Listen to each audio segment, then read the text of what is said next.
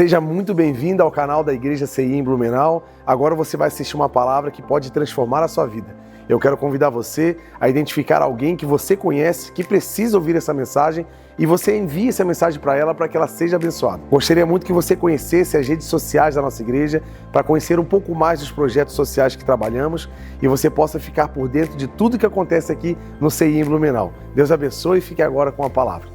Vocês ouvirão falar de guerras, rumores de guerras, mas não tenham medo, é necessário que tais coisas aconteçam, mas ainda não é o fim. Nação se levantará contra nação, reino contra reino, haverá fome e terremotos em vários lugares. Tudo isso será o princípio das dores. Cuidado com esses profetas que sabem mais do que Jesus, né? Então os profetas que sabem mais do que Jesus, sabia não? Eles sabem a data da vinda de Jesus.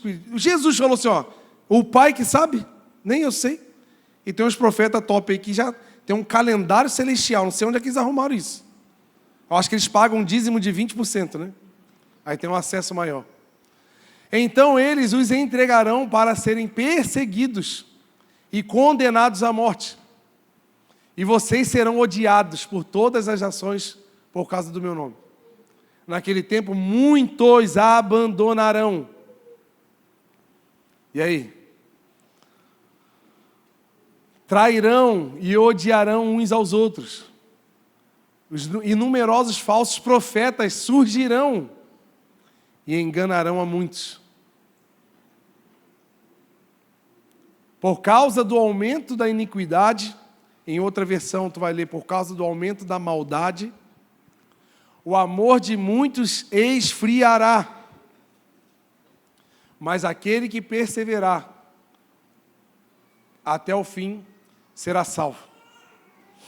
Vamos orar, gente? Feche seus olhos. Senhor, nós não queremos ser enganados. Nós queremos perseverar, Senhor, na Tua palavra. Senhor, conserve o nosso coração, Pai. Humilde, ensinável, aberto à Tua palavra. Porque esse tempo virá. E nós estamos sujeitos, Pai, a sermos enganados. Estamos sujeitos a Te abandonar, Senhor. Não permita que isso aconteça, Pai, nos ajude. Que essa palavra, Senhor, seja como uma flecha em nossos corações. Mas que nenhum de nós tenhamos armadura, escudo, para essa flecha não entrar no meu peito. Mas que eu e os meus irmãos sejamos vulneráveis, para que essa flecha da Tua palavra entre em nós e cause efeito, em nome de Jesus. Amém. Por que muito crente e pouco efeito? Eu fiquei muito abalado com o que está acontecendo na minha cidade, no meu estado natal, Rio de Janeiro. Vendo números expressivos de jovens sendo mortos, de policiais sendo mortos. E isso são os números que a gente conhece através da notícia. E o que não mostra? E o que aconteceu uma semana antes, que acontece todos os dias? De mortes, de muitas outras coisas, de violência brutal contra a família, contra a integridade física de pessoas, contra a integridade física de meninas. A gente não sabe. A gente só está sabendo o que caiu na notícia, o ápice, né, da notícia. E me chocou muito, assim, me dói muito, assim, sabe? Eu que tenho a minha vida, né, ministerial sempre teve um viés muito evangelístico, de rua, de escolas. Na idade adolescente, jovem, trabalhei pelo menos 15 a 17 anos com jovens e adolescentes, liderando e pastoreando, servindo essa geração. E quando eu vejo uma geração perdendo a chance, né, que tiveram de ter uma vida excelente no Senhor, aquilo me tira assim porque eu sei que eles poderiam servir a Jesus. Eu sei que eles poderiam estar vivendo outra vida. Não é uma coisa longe, não é uma utopia. Preferiram viver o outro lado da vida, aonde existe essa sujeição fatal da morte. E vendo todo esse caos, existem dados, que eu vou trazer para vocês, para a gente entender a pergunta que gerou no meu coração: por quê que tudo isso acontece num país como o Brasil? Só para você entender, até 2022, o IBGE levantou o número de cristãos no Brasil. Nosso país tem 213 ou 214 milhões de habitantes. Talvez eu possa errar por pouco aí. Nós temos de cristãos no Brasil 147,6 milhões. É mais da metade. Se alguém puder fazer essa conta para mim em porcentagem, quantos por cento é? 213 é o total, 147,6 milhões é o tanto de cristão. Bota numa calculadora aí, tu vai me ajudar. Quantos por cento é? E mesmo assim, com tantos cristãos, conhecedores da palavra, eu não quis separar católicos de evangélicos, porque todos eles são cristãos, todos eles seguem a Bíblia. Era para seguir, pelo menos. A gente tem que parar com essa bobiça de separar, porque nós temos os nossos pontos, frágeis, teológicos, nós temos os nossos ídolos. A gente toda a vida essa briga, Não tem que ter briga, tem que ter Jesus. Então, para com esse negócio. Tem 147,6 milhões de pessoas que conhecem a Deus e conhecem a palavra. Pronto. E por que a gente vive num país com tanta violência, tráfico, desemprego, corrupção, déficit em sistema de saúde, um déficit em infraestrutura, uma desigualdade social sem tamanho? Como é que o país cresce em número de crentes e sofre tanto com problemas que estão relacionados a desvio de caráter? Porque esses problemas sociais, problemas de criminalidade, corrupção e tudo mais, são problemas que são baseados em desvio de caráter.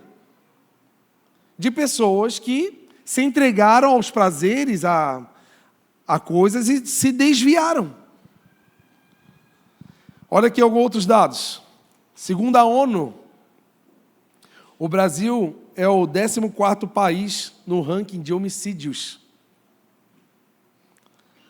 O Brasil é o 3º país mais violento da América do Sul. Ele só perde para Venezuela e Colômbia. Estamos bem, né, gente? O 3º lugar, hein? Estamos no pódio. Do quê? De homicídio. De violência. Na educação, tem um instituto americano que se chama Estudo Internacional de Tendências em Matemática e Ciências. Tem um instituto americano que faz esse estudo nos países, E eles levantaram uma lista de 58 países para entender o padrão e o nível das escolas do 4º ano e do 8º ano do ensino fundamental. E o Brasil ficou muito abaixo da média. Em 58 países, no ranking do primeiro lugar, que era o mais top, e o 58º, que era o pior, o Brasil ficou na posição 55. Olha só o nível que estamos vivendo. De 58 países, 55º lugar é o Brasil. Média internacional de educação entre 4º e 8º ano, 4º e 8º ano, abaixo da média mundial. A gente só ganha para Marrocos, Kuwait e África do Sul. Olha a realidade que estamos vivendo.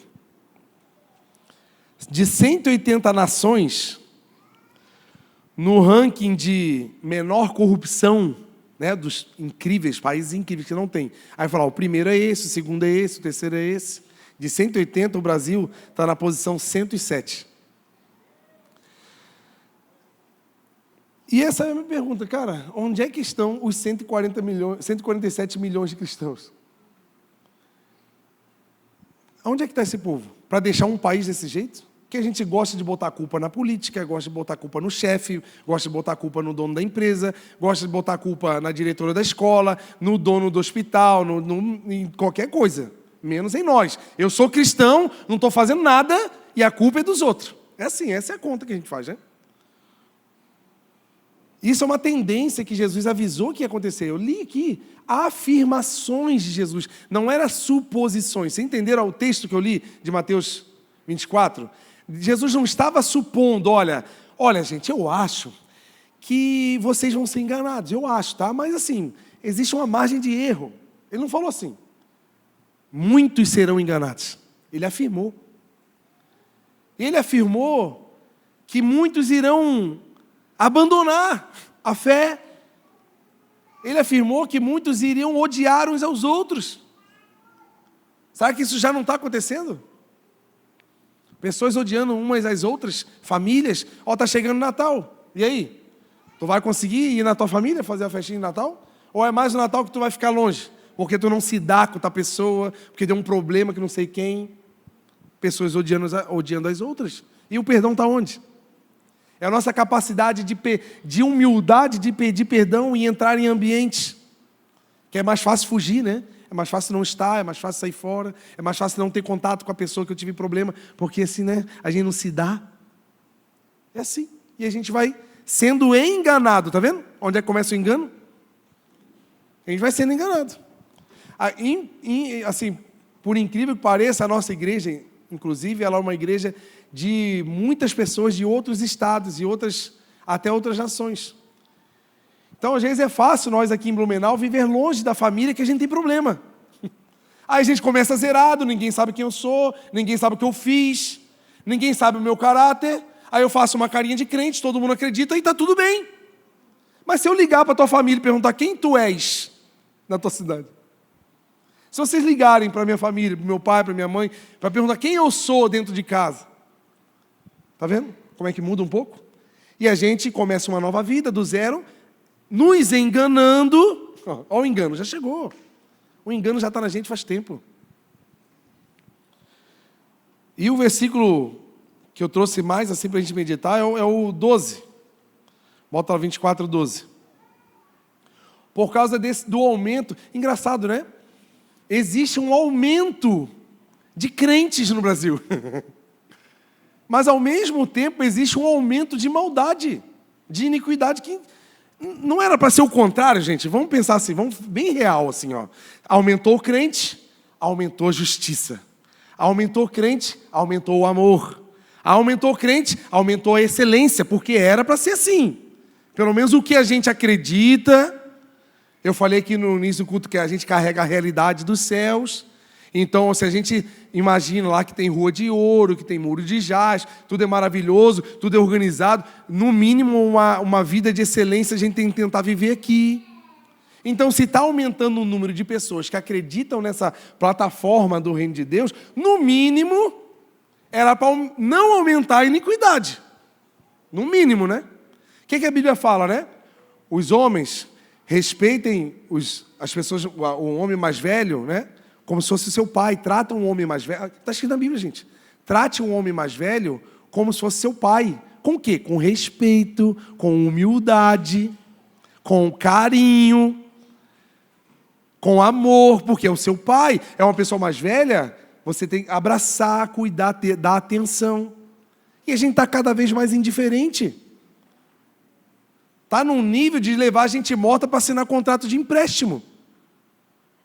Sabe o que eu estou falando, né? Está vendo o nível? Olha que loucura, insanidade. O que a Bíblia fala? Homens, tratem as mulheres como se fossem suas irmãs. Como é que a gente trata uma irmã? Com respeito, com educação, com carinho. Não de qualquer jeito. Não com desejos. Não com cobiça. É uma mulher, a mulher está ali, ela tem que ser considerada sua irmã. Então, se você pensasse nisso, ia parar o movimento de estupros, de abusos. Está vendo? Como é que tem uma plataforma de ensino que 147 milhões de pessoas estão sendo, assim, não sei onde elas estão. A pergunta que eu faço, olha aqui, por causa do aumento da maldade, o amor de muitos se esfriará. Não é pouco, gente. É muito. É muita gente se esfriando. Se você olhar, se você buscar lá no Rio, de todos os que perderam a vida, no mínimo, assim, ó, no mínimo, uns 80% a mãe é crente. E se a mãe é crente, provavelmente, quando ele era criança, ele conheceu Jesus. Eles estão nessa lista de cristãos que não deveriam estar onde estão, e aonde estavam, pelo menos. Pergunta que eu faço: qual é o motivo desse esfriamento que Jesus está falando? Ei, vai esfriar. O amor vai esfriar. Por quê? Principalmente por causa da iniquidade, da maldade. Porque era para aumentar o amor. Blumenau tem mais de, se eu não me engano, 150 ministérios. Mais. 150 ministérios, se você considerar aqueles ministérios que plantam congregações em bairros, tem ministério em Blumenau que tem 80 congregações. Tem ministérios que tem 30. Então vamos considerar de 150 ministérios, que eu acho que é mais, tá? Deve ter pelo menos assim, gente, umas 700 igrejas, no mínimo, em Blumenau. Aí era para a gente ver maldade, gente, na cidade, não. Porque, gente, se eu estou considerar que mais da metade da população do Brasil conhece a palavra, vamos considerar assim, ó, mais micro. Se na tua empresa tem 100 funcionários, metade é cristão. Ou até mais da metade. Agora, qual é o ambiente que você vê na tua empresa? Inveja, mentira, falsidade, maldade. Não é isso que a gente vê? Poxa, se mais da metade, poxa, era para a maioria, engolia a outra minoria e a gente criar uma cultura e um ambiente incrível. Não faz sentido esfriar, gente. Eu fiquei muito triste com essa fala de Jesus. Porque não era para esfriar. Porque a gente está trabalhando aqui como igreja para aquecer o amor das pessoas. O pessoal veio aqui ontem no evento que teve para dar amor àqueles que vieram, com uma recepção, com um estacionamento, com a preparação de uma mesa. A gente está aqui tentando aquecer, porque essa é a nossa função. E eu não aceito esfriar, gente. Eu não quero que isso aconteça. Nem comigo e nem com a minha família. Não quero ver nenhum dos corações da minha família, de vocês, vivendo isso aqui. Eu não quero. E se for, eu preciso dar a minha vida por isso. Para não deixar você se esfriar no caminho. E eu estou aqui disposto a isso, gente. Só que eu sozinho não consigo, eu preciso de mais gente. Eu cuido assim, ó, perto de 10, 20 pessoas no máximo, não consigo. Humanamente é impossível. Paulo falou assim, ó, se tu aguentar ficar solteiro, fica. Mas se ferve em você uma paixão, casa. Mas quando tu casar, tu vai ter que dividir a sua vida em dois. Entre o que Deus tem para você e a sua família. Então eu que não aguentei a chama da paixão no meu coração, casei e ainda me multipliquei, eu também tenho um tempo, uma demanda. Então eu não vou conseguir fazer para muita gente. Mas se cada um de nós entender a mesma palavra, a mesma Bíblia que a gente lê, é a mesma igreja que a gente frequenta, se cada um de nós nos dedicarmos a pessoas, a aquecer o coração de pessoas, nós vamos ter uma multidão de pessoas vivendo o reino de Deus. Porque não depende só de um, depende de todos. Porque todos são cristãos, todos são imitadores de Cristo. Pelo menos era para ser. Pelo menos era para ser. Isso aqui me doeu. Não, Jesus, eu não... Se eu pudesse voltar no tempo, eu falo assim, Jesus, fala isso não, que eu vou ficar triste lá em 2025. Porque é triste ouvir isso. E eu fiquei assustado, gente, com os dados que eu fui levantando aqui da nossa igreja, por exemplo. Porque é uma alegria receber os novos membros aqui. Meu Deus, é incrível. E não tem uma ceia, gente, uma ceia, que não entra uma pessoa sequer, pelo menos na nossa igreja. Eu lembro da ceia que entrou uma pessoa, a Bia. Está aqui até hoje, trabalha na igreja, é uma bênção. Serve aqui, faz coisas incríveis. Uma pessoa. Veio uma, mas Deus nunca tirou essa alegria da nossa igreja de receber. Mas só que eu fui levantando alguns dados. E eu percebi que na nossa igreja CI aqui em Blumenau, o número de crentes está aumentando. Como o Brasil, esse aqui é um dado real. Os crentes estão aumentando. Porém, não que seja obrigação. Gente, não leva isso como uma obrigação ou como chamar a atenção de ninguém, não. Mas eu percebi que, ao ponto que a igreja está crescendo em número de crentes, a frequência de pessoas em cultos não aumenta. Não aumenta. São picos de não corresponder ao número de pessoas que entram na igreja.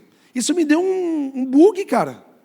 Quer dizer, mas como é que a nossa igreja está crescendo em quantidade de pessoas? Tipo assim, vou dar um exemplo. Nos últimos 3 meses, eu até vou pegar com o pessoal da integração. Nos últimos 3 meses, deve ter entrado na igreja assim umas 35 pessoas, mais ou menos. Mais ou menos isso aí, né? 35 pessoas. Então vamos fazer um cálculo assim, básico. Se a frequência de um culto padrão é 150 pessoas num culto da noite, vamos dar um exemplo. Há 3 meses atrás, hoje deveria ter 180 pessoas. Certo? Uma conta rápida, assim. Mas não tem. Não tem. É um número abaixo. E o número de gente entrando, eles estão entrando e estão saindo aonde? Onde é que está esse povo? Eu não estou dizendo dos novos, eu estou dizendo da igreja. Entrou, é a igreja. Pode ser que os novos estão ficando e os antigos não estão vindo. Ou pode ser que os novos estão entrando e estão saindo. Não é que estão saindo da igreja. E onde é que está a minha preocupação? Não é sobre você estar no culto para eu ver você no culto, para bater cartão. Não é isso. Só que a nossa ida para a igreja, o interesse que nós temos de colocar esse compromisso na nossa agenda semanal e estar presente, diz respeito à minha vida cristã. Porque se eu não consigo encaixar na minha agenda um dia de culto, que é uma coisa pública e coletiva, como que está a minha agenda como igreja lá fora? Estão entendendo? Faz sentido, gente? Se eu tenho dificuldade de separar 2 horas de um domingo para ver os meus irmãos, para estar junto, talvez poder servir em alguma coisa, ajudar a acolher as pessoas, se eu não consigo fazer isso em 7 dias, 2 horas, durante 7 dias, quantas horas são uma semana? Não sei quantas. Se eu não conseguir separar 2 horas, eu acho que é muito difícil. Essa igreja aqui, que não consegue vir na igreja, se essa igreja está ativa lá fora. Por isso que se aumenta o número de crentes no Brasil e o amor tem se esfriado. Porque essas pessoas que se declaram cristãs e se declaram seguidoras de Jesus, não estão fazendo o papel delas como representantes e embaixadores de Cristo. Estão entendendo, gente? Gente, pelo amor de Deus, seja sincero, faz sentido o que eu estou falando? Faz sim ou não? Eu não estou falando para você ser um fanático que está todo dia na igreja e abandonou todo mundo e você agora só quer... Não é sobre estar na igreja, é sobre ser igreja. Eu só estou dando um sintoma, que o fato de uma igreja estar crescendo em membros e não crescendo em frequência, e isso pode ser um sintoma de que o aumento de cristãos em Blumenau não está causando efeito na cidade. Porque se estamos crescendo em número, era para a gente também estar crescendo em efeito. Porque não faz sentido 147 milhões de pessoas e a gente está vivendo num país onde é o 3º mais violento da América do Sul. Está entendendo? Era para, no mínimo, ser um país que as pessoas dizem assim, uau, que país é esse? É incrível. Aquele país que é cheio de crente, que é cheio de gente que segue a Deus. Cara, ia ter migrações vindo morar aqui, porque aqui ia ter algo diferente, porque assim, Olha o número de pessoas que seguem a Cristo num país só, mas não fecha essa conta. E quando eu olho para o país, eu tenho que olhar para a igreja que a gente vive, né? Porque a gente corre esse mesmo risco se, de fato, também não estamos até vivendo isso, gente. É um perigo. Então, assim, quais são os motivos desse nosso amor esfriar? Porque é o amor que move, né, gente? É o amor que move, né? É o amor que Tiago fala da fé morta. A fé morta é uma fé sem amor. Porque a fé é a ligação que nós temos entre Deus através da palavra. A palavra vem em nós, gera em nós fé. E o que o amor é o pistão dentro do motor que vai fazer o virabrequim mexer e vai mover o carro. Mover em quê? Na fé que eu recebi de Deus. É o amor que move. Se esse amor está frio, um chevetão a álcool aí no inverno, não liga de manhã. Então, quando a gente quer usar essa fé que a gente está aqui recebendo todo domingo, se esse amor está frio, ele não vai atuar. Logo, a minha fé, sua fé é morta, inválida.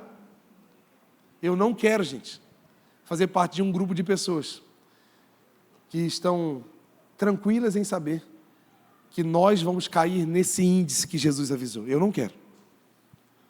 E eu espero que você também não queira. Amém? Primeiro, motivo do amor esfriar, maldade. Jeremias 17, 9.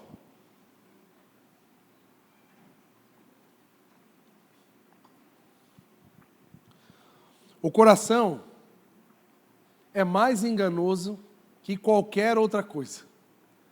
A sua doença é incurável.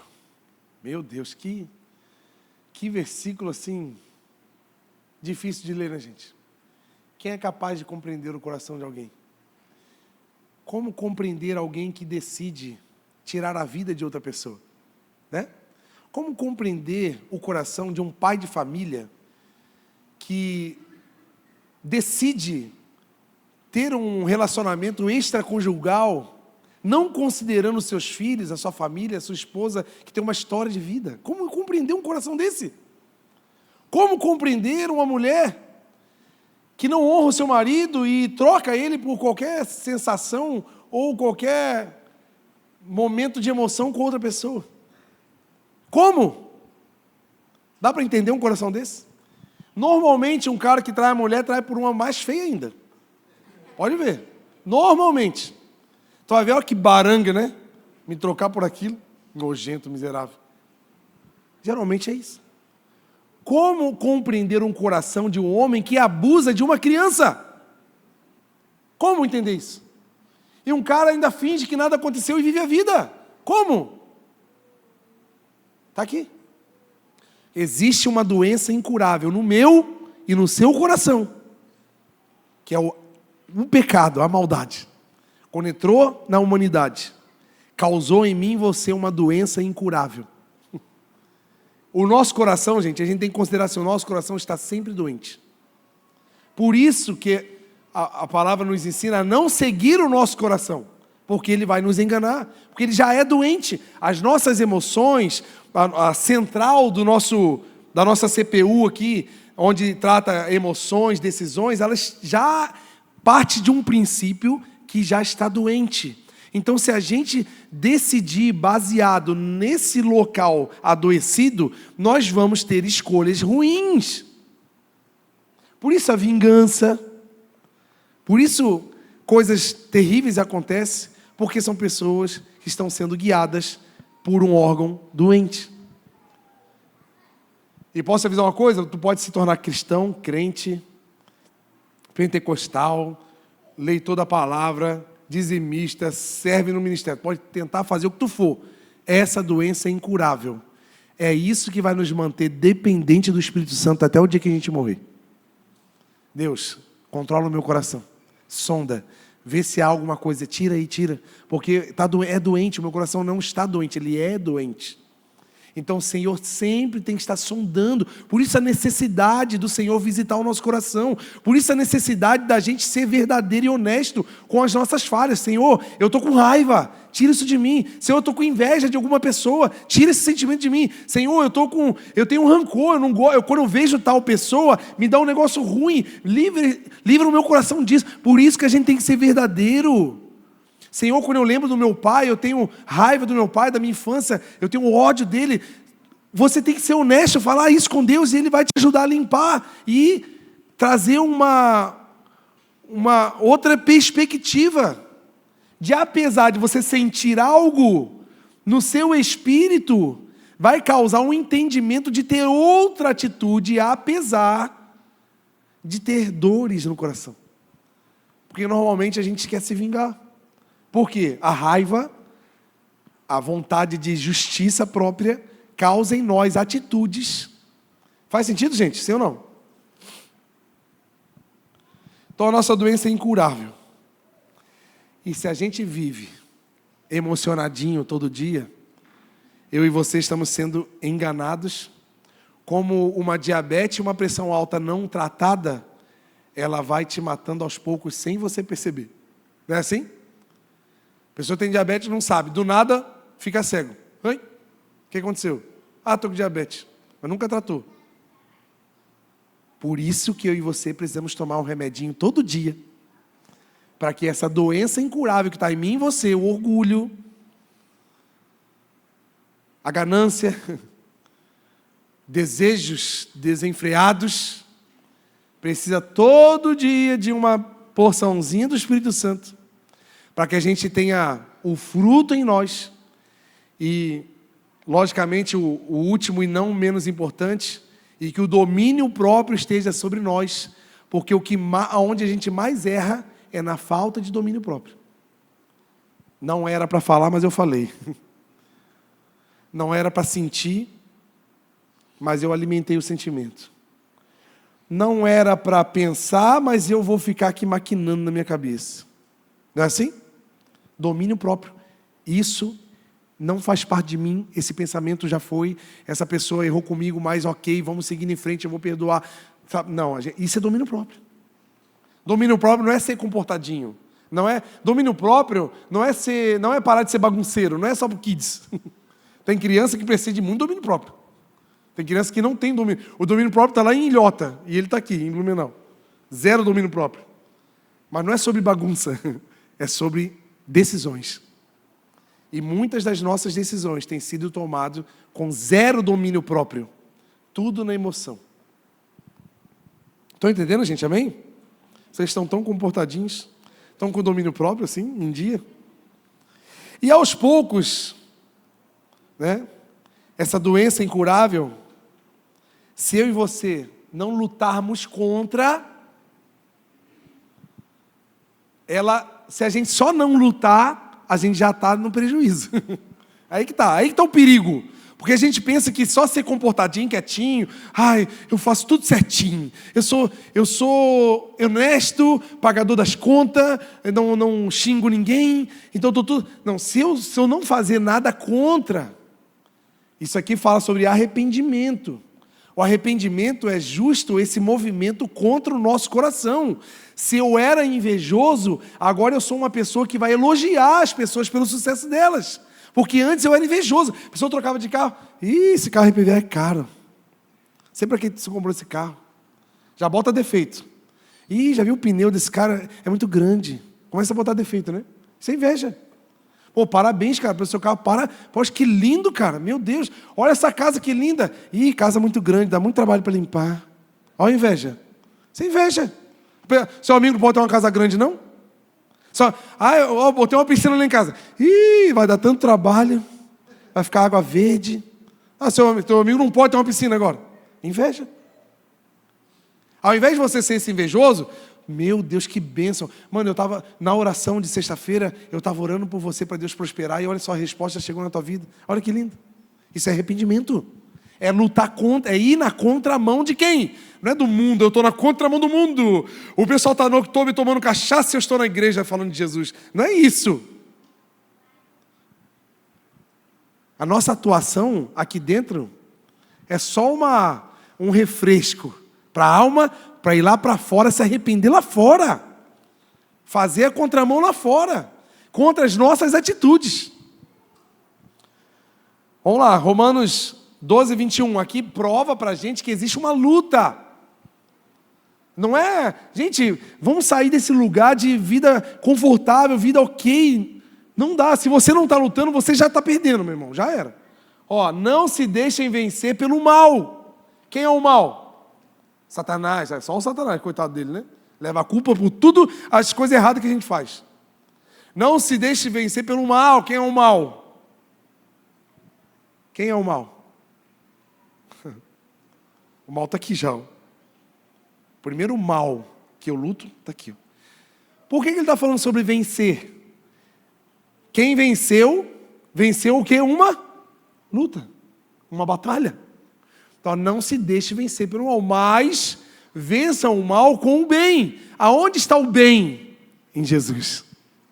Se tem alguma coisa boa em mim e em você, é porque o Espírito Santo decidiu pousar em nós. O dia que ele, tipo Sansão. Eu costumo falar que nós somos Sansão 24 horas. Sansão era um nojento, coitado.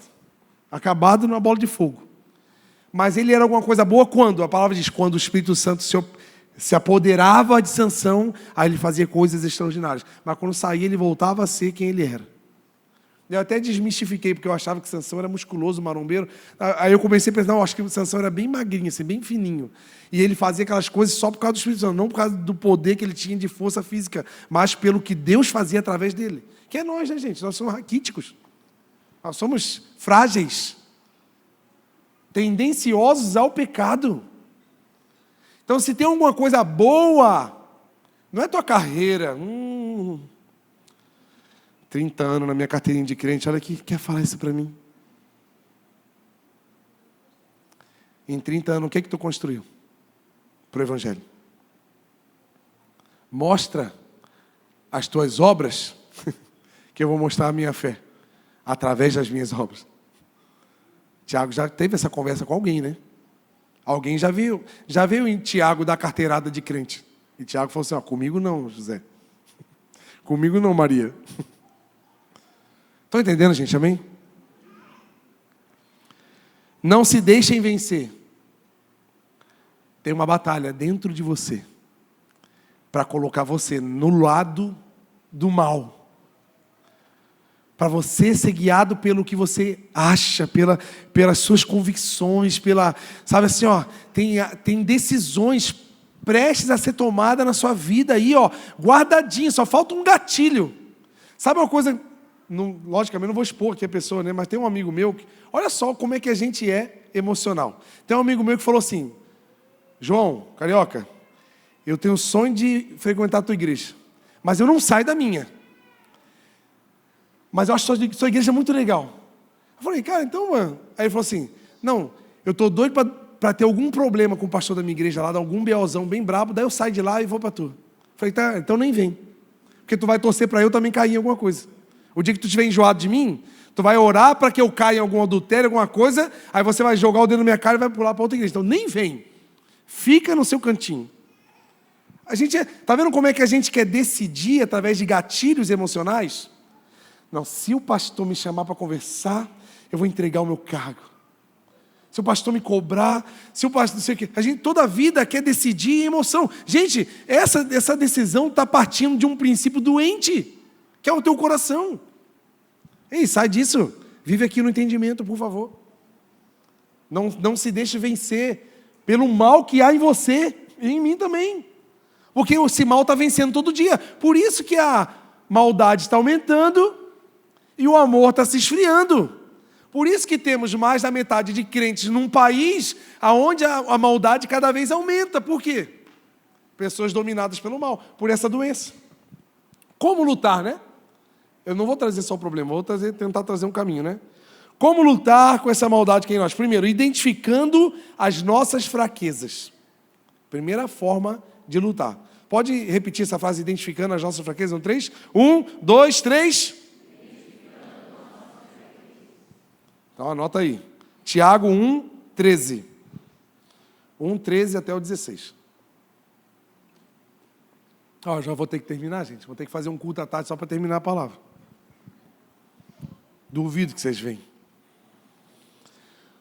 Quando alguém for tentado, não diga, estou sendo tentado por Deus. Porque Deus não pode ser tentado pelo mal e a ninguém ele tenta, tá vendo? Para de botar a culpa em Deus, que ele não tenta ninguém. Vamos lá. Cada um, porém, é tentado pelo seu próprio. Olha o mal que há em nós, olha o nosso coração. Está aqui, ó. Cada um de nós é tentado pelo próprio desejo, sendo por este desejo arrastado e seduzido. É uma sedução de pensamentos, de sentimentos. Esse pensamento seduz a gente. A gente vai alimentando. Sabe assim, a sedução, ela não acontece no primeiro ato. Ela vai assim, ó. É você fazendo dieta e todo dia tu passa numa padaria com um monte de bomba de chocolate, croissant de coco, aquela coisa maravilhosa, e você passa assim, você dá aquela olhadinha, aí o croissant faz assim, ó. Vem cá. Aí na primeira semana tu tá forte, tu não vai, né? Não, aqui ó, shape. Aqui é shape, malandro. Aí passa outra semana, aí tu fica meio gripado, não vai na academia, aí aquele croissant já tá assim, vem. Todo dia uma gotinha de sedução. E o diabo não cansa. Ele vai seduzir todos os dias, até o dia que eu e você formos arrastados por esses desejos. Sabe qual é o problema? Então, muda a rota, não passa mais na frente dessa padaria. Sabe assim, tampa o olho, bota uma venda. O que a palavra diz? Se o teu olho te faz pecar, arranca os olhos e não vai chegar mais a bomba de chocolate. E aí? É mais fácil a gente chegar no reino do céu sem o olho do que ficar aqui no inferno gordinho, cheio de bomba de chocolate, cheio de colesterol. E aí? Então, esse desejo tendo sido concebido, o que é? Olha só como é que é uma cadeia. Esse mal vai te chamando. E aí? E aí, vamos lá? E aí, fala com esse contatinho. Dá um oizinho. Vê isso aqui. Aí quando a gente cai, né, a gente vai alimentando e cai, é concebido. Ele dá a luz ao pecado. O pecado aconteceu. Foi concebido. E o pecado, uma vez consumado, gera morte. Quem está morto, está frio. Quem sabe o meu amor e o seu amor está assim, morto por causa da maldade que está sendo alimentada dentro de nós mesmos. Meus amados irmãos, não se engane. Está vendo? Que ele fala igual Jesus? Porque nós seremos enganados. Então, Tiago está avisando, cara, não se engane. Essas suas escolhas estão sendo baseadas em coisas que você mesmo está alimentando. É mais forte do que eu caí. A gente tem que aprender a dizer não para algumas coisas. Então a gente tem que identificar, tá, gente? Identifica. Tiago está falando assim, você e eu caímos nas próprias fraquezas. Então a gente tem que começar a ser mais tem uma palavra assim que poderia se encaixar, não estou achando ela. A gente tem que olhar para dentro de nós, assim, com mais verdade e encontrar em nós as nossas debilidades e ser honesto sobre elas. Jesus, eu tenho isso aqui, eu tenho, quer ver uma coisa que eu lutei muito tempo e ainda luto um pouco? Síndrome da rejeição. Cara, isso é nojento. De vez em quando vem. Aí eu fico assim, oprimido. Aí aquele é zero rejeição. Aquela, do jeito que ela ama todo mundo, ela se autoafirma também. Então ela é curada disso, ela vem, ela dá um tapa, assim, para de bobiça, guri. Vamos embora, vamos voltar, deixa a rejeição de lado. Que a rejeição ela fica assim, a pessoa veio no culto, poxa, ela poderia me dar um abraço, eu acho que ela está com algum problema. Aí a gente começa assim, a alimentar, aí tu começa a julgar, aí tu começa a murmurar, e assim vai. Aí vai gerar o pecado, pronto, morri. Então identifica, em nome de Jesus, tá bem? Amém? Identifica, é você. Examina-se, pois, o homem a si mesmo. Não é para eu ficar aqui apontando teu pecado, não, Deus o livre. Outra coisa, outra forma de lutar contra esse mal que é em nós. Acessando a cura pela comunhão. Vamos ler? Está em Tiago, 5,14. Olha que incrível. Tiago 5,14. Há alguém doente entre vocês? Se tem, que ele mande chamar as pessoas, orientadas da igreja, pessoas idôneas, pessoas que têm Deus. Aqui ele fala os presbíteros, mas para ser presbítero tem toda uma questão, se você ler Timóteo lá, as orientações pastorais. Então assim, não chame qualquer um, que é o nosso problema, né? A gente está com problema em casa, aí estou querendo separar. Aí tu chama a pessoa mais endemoniada para te dar conselho. Aí a pessoa senta lá e fala assim, separa mesmo, tem que ser feliz, abandona isso aqui. Tu chamou um demônio para te dar conselho? Estou querendo fazer tal coisa. Aí essa pessoa endemoniada vai te dar o melhor conselho baseado em Satanás 1, versículo 25. Estão entendendo? Chame quem tem Deus. Quem está respaldado por uma liderança, presbíteros. Procure pessoas com um conselho seguro, cuidado, Manda chamar os presbíteros da igreja, não um coach do YouTube. Cara, uma vez uma pessoa aqui da igreja falou assim, pastor, eu estava vendo um vídeo no YouTube sobre tal assunto, e eu gostei muito, eu vou viver aquilo. Eu falei, se você não está interessado em saber o que o teu pastor físico tem a falar, quem sou eu para falar, porque você já está seguindo o que o teu pastor online está falando? Então vai, segue, vive a tua vida. Eu não vou me meter na tua escolha. Então aqui, tá vendo que tem um lugar onde o Senhor plantou a gente, onde tem pessoas que Deus vai usar para trazer conselhos. Sabe por quê? Quando tu estiver mal, quem vai sofrer contigo não é o teu pastor online, não. É o teu pastor aqui, É os teus irmãos que vão te visitar, vão te ver, vão te abraçar, vão estar contigo. O online só está ganhando visualização lá, cara. Chame pessoas da igreja e que estes orem por esse doente, ungindo com óleo em nome do Senhor. A oração feita com fé curará o doente e o Senhor o levantará. Além disso, se tiver cometido pecado, ele será perdoado. Está vendo que a cura é completa? Não é só doença física. Deus está interessado em curar eu e você também da doença do nosso pecado. E olha por último. Portanto, confesse os seus pecados para quem? Para o teu pastor online, tu vai ficar mandando e-mail dos pecados que tu comete? Pastor, essa semana. Confessem uns aos outros. Olha aqui, comunhão. Confessem os pecados uns aos outros e orem uns pelos outros para que serem curados. Porque a oração do justo é poderosa e eficaz. Sabe qual é o nosso problema? A gente acha que só uma pessoa longe, distante, com muita autoridade pode orar por nós, mas o nosso irmão aqui da igreja que está com a gente aqui, se você chamar ele com intimidade e ele orar por você, você orar por ele. Gente, eu acredito numa igreja de onde um ora pelo outro, as pessoas são curadas assim, em demandas altas. Eu acredito da gente viver uma igreja que a gente sai aqui no estacionamento e a gente encontrar alguém na rua, a gente orar por ela na hora, a pessoa ser curada na hora e restaurada na hora. Eu acredito nisso. Eu acredito que a gente pode viver esse nível. Por que não? Por que não? A gente precisa acessar. Olha aqui, confessem seus pecados uns aos outros. O que ele está falando aqui? Acesse qual lugar? A comunhão, onde tem gente. Gente, a gente só serve a Deus servindo gente. A gente não serve a Deus servindo só Deus. Eu e você não somos uma ilha deserta. Nós somos um continente povoado. A gente só funciona com gente. Não faz sentido a gente viver sem que tenha gente. Não faz sentido. Quem tem filhos aí vai concordar comigo. Se eu te der agora uma passagem, a não ser que você seja um pai desnaturado, né? Se eu te der uma passagem, tudo pago para você ir para a Disney amanhã, só tu. A primeira coisa que eu vou falar assim, não, cara, se eu não for com meus filhos, não tem graça. Que para eu ir lá, o que adianta?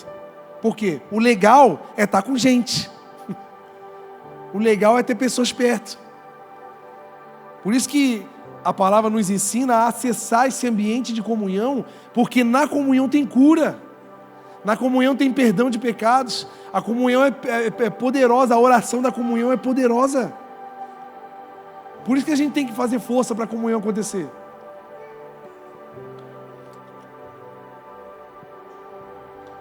Tiago não está falando para a gente ir sozinho no monte e encontrar a cura em Deus no monte sozinho. Tiago está falando assim, aí, chama os seus irmãos, cara, bota numa mesa aí, joga a verdade. Chama a tua esposa, joga a verdade sobre os seus sentimentos para ela. Às vezes a gente tem um monte de problema no casamento, sabe por quê? Porque a gente não é verdadeiro no relacionamento. A gente não fala o que está sentindo. Aí a gente tem atitudes que às vezes a tua esposa nem sabe por que está sendo grosso.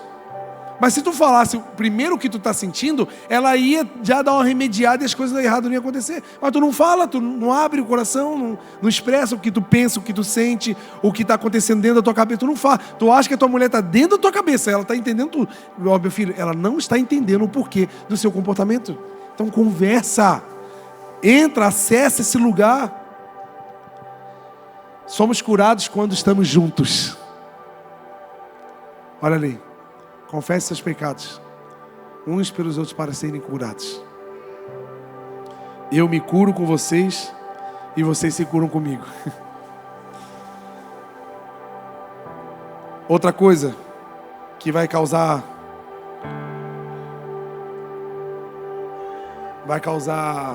Ai, gente, eu preciso falar muito disso. Vocês esperam mais um pouquinho? Não? Então vamos terminar, já vamos tomar assim. Outra coisa que está causando esfriamento no nosso coração: distrações. Você repete no 3? Distrações? 1, 2, 3. Olha só que coisa incrível. Lucas 4, 1. 4, 1 e 2. Jesus, o próprio Jesus, cheio do Espírito Santo, no auge da sua carreira ministerial, voltou do Jordão e foi levado pelo Espírito ao deserto, aonde foi tentado pelo diabo durante 40 dias, não comeu nada durante esses dias, e no fim deles ele teve fome. O 3. E o diabo disse: se você é filho de Deus, então fala para essa pedra se tornar um pão aí, você comer, já você não está com fome. O que está acontecendo aqui, gente? Se o diabo teve ousadia de tentar o filho de Deus, tu acha que ele não vai vir em você? Não, pastor, eu estou numa campanha poderosa, vou pisar na cabeça da serpente. Pisa que tu vai ver. Se o diabo veio num filho de Deus, meu filho, quem sou eu? E ele tentou quando? Nos últimos momentos. Nos últimos momentos, o diabo veio com uma proposta. É quando a gente está mais fraco, é no momento onde a gente está mais debilitado, que ele vem com uma proposta. E ele veio para distrair, porque Jesus tinha um foco, ele tinha um alvo com o jejum dele. Eu e você temos um alvo em servir a Jesus, servir a palavra, nós temos um alvo. Mas o que acontece? Vem distrações, onde a gente muda o foco. O foco de Jesus era jejum, não era sentar numa mesa, na mesa posta, experiência do lar, um monte de comida. Não era. O foco de Jesus não era sentar numa mesa e comer. O foco de Jesus era jejum. E o diabo veio o quê? Distrair Jesus para ele sair do foco. O que o diabo quis fazer? Primeira coisa, ele quis trabalhar na identidade de Jesus, porque a pergunta foi essa: você é mesmo filho de Deus? Porque se você fosse, você ia ter poder para transformar essa pedra, né? Já que você é filho de Deus, poderoso. Você acha que Jesus não sabia que ele era filho de Deus? Quando Jesus se batizou, ele levantou das águas, o que veio a voz? Falou o que para ele? Este é o meu filho amado. Olha a afirmação de Deus. Jesus já estava sendo afirmado filho. E aí o diabo vem com esse papinho mole, falando, perguntando se eu sou. Não existe se eu sou. Eu sou o filho de Deus. Porque a gente fica nessa, né? Será que eu sou mesmo? Será que eu sou escolhido mesmo? Será que Deus perdoou mesmo os meus pecados?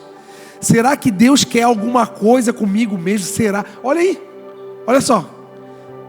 Uma briga na nossa identidade. Jesus foi tentado na identidade. Ele poderia assim, por curiosidade, ele poderia fazer assim, Vai, Pedra, transforma aí, só para eu ver se eu tenho poder mesmo. Se fosse eu ia fazer isso. Só por curiosidade. Pô, será que eu conseguia mesmo? Eu, por curiosidade, vira um pão francês aí agora. Jesus não vagou nem na curiosidade, porque ele sabia quem ele era. Sabe qual é o nosso problema? A gente tem desviado do nosso foco em Jesus, porque a gente escuta muitas vozes, principalmente a voz do nosso coração, que a gente não é nada, a gente não sabe nada, e não sei o que, um monte de orgulho, um monte de sentimento nojento que tem distraído a gente. Aí a gente sai do foco. No 40º dia a gente sai do foco, ó. Tu estava quase a horas de receber algo poderoso do Senhor. Nesse último minuto, você se distraiu.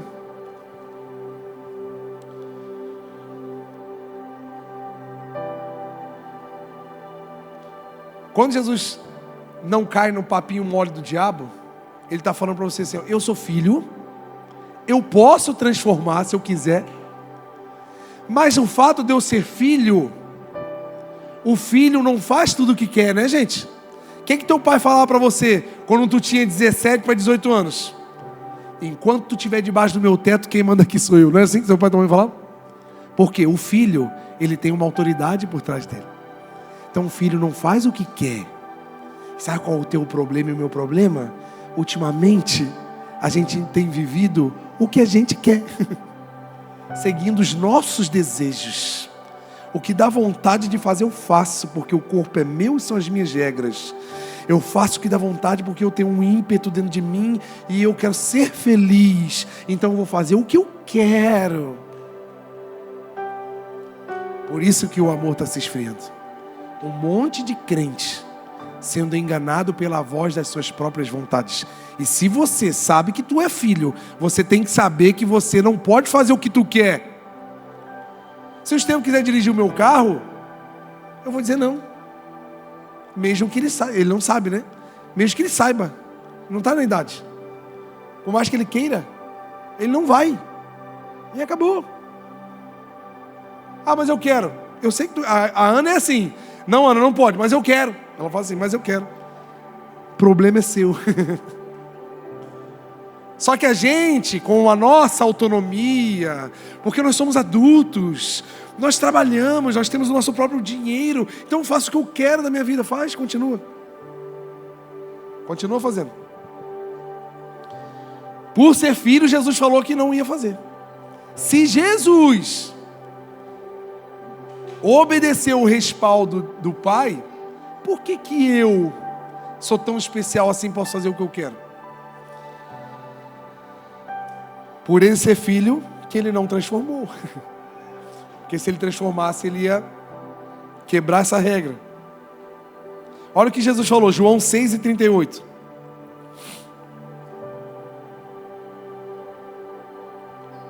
Porque eu desci dos céus não para fazer a minha vontade, mas para fazer a vontade daquele que me enviou.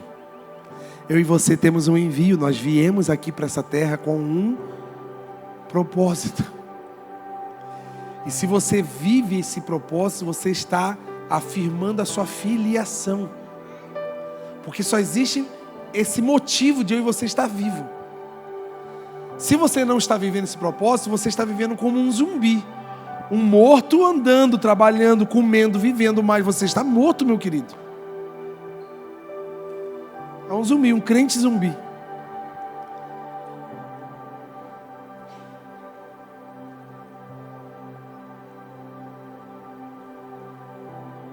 A gente não está aqui para satisfazer a nossa carne, porque além da identidade, o diabo também estava testando a satisfação, do corpo físico. A palavra diz daqueles que têm o seu Deus no seu estômago, né? O Deus dele é o próprio estômago, né? O que é o Deus? É o que manda fazendo as suas próprias vontades. Quando Jesus não transforma, ele estava falando para o diabo assim, ei. Aí Jesus fala o quê? Não é só de pão que vive o homem, mas da palavra que vem da boca de Deus. Não é os prazeres que a carne propõe que alimentam a sua plataforma de satisfação. Porque a gente está sempre em busca de satisfação. A gente quer ir para a nossa casa e estar satisfeito com a nossa casa. A gente quer entrar num carro e estar satisfeito com aquele carro. A gente quer ter uma pessoa do nosso lado e ela satisfazer. A gente está sempre atrás de satisfação. A gente pega o nosso dinheiro, compra coisas para satisfazer a nossa vontade. Então está tudo em volta do meu desejo. Mas Jesus, quando não transforma a pedra em pão, está falando assim, cara, desejo carnal em mim não me domina. Eu estou até com vontade, eu estou com fome. Mas eu não vou, porque não é isso que me domina. O que vai demonstrar a nossa filiação a Deus não é vir no culto todo domingo, mas ser igreja todos os dias. Viver o propósito, negando as nossas vontades, vivendo uma vida intencional em direção à vontade de Deus. E normalmente essa direção vai causar desconforto em nós.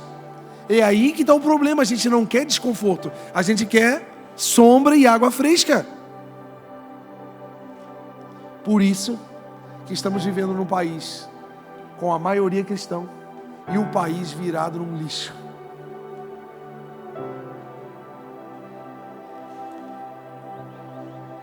Mateus 7, 21, para a gente terminar. Nem todo aquele que me diz Senhor, Senhor, não vai entrar no reino dos céus, mas apenas aquele que faz a vontade do meu Pai que está no céu. Está vendo que não é sobre uma capa religiosa, sobre uma agenda semanal religiosa. Essa palavra está vindo de encontro à minha vida e à sua vida, para que eu e você de fato lutemos primeiro com esse mal que está em nós. Porque se a gente decidir hoje declarar guerra contra o mal que está em nós, no mínimo a nossa casa já vai se tornar outra. Nosso casamento, a nossa vida financeira, a empresa que a gente trabalha, já vai se tornar outro, já vai transformar lugares. Agora, lutando contra esse mal, a gente indo em direção ao que Deus quer, fazendo a vontade do Pai, meu irmão, não vai ter uma pessoa passando qualquer problema, porque eu e você seremos como a igreja de Atos. Ninguém passava necessidade, mas todos ajudavam uns aos outros. Estavam todos os dias em comunhão, louvando a Deus, atentos à palavra dos apóstolos. Olha só, isso é o modelo de vida que Deus quer trazer para a gente. Agora eu te pergunto, por que está havendo dificuldade em a gente apenas seguir uma agenda semanal? Isso é um sinal, gente, que eu e você precisamos avaliar. Porque nós não somos e nunca seremos uma igreja de culto. Os nossos cultos sempre precisam ser um lugar de descanso e impulsionar para o que a gente está fazendo. E não pode ser, a nossa vida não pode ser resumida apenas no encontro de culto. Por favor, gente. Nós não somos essa igreja. Talvez se você conhece igreja que é de culto a culto, amém. Cada um tem uma porção, eu não estou aqui para falar mal de ninguém, Deus o livre. Mas eu não quero viver essa vida. Eu espero que vocês estejam dispostos a brigar por isso.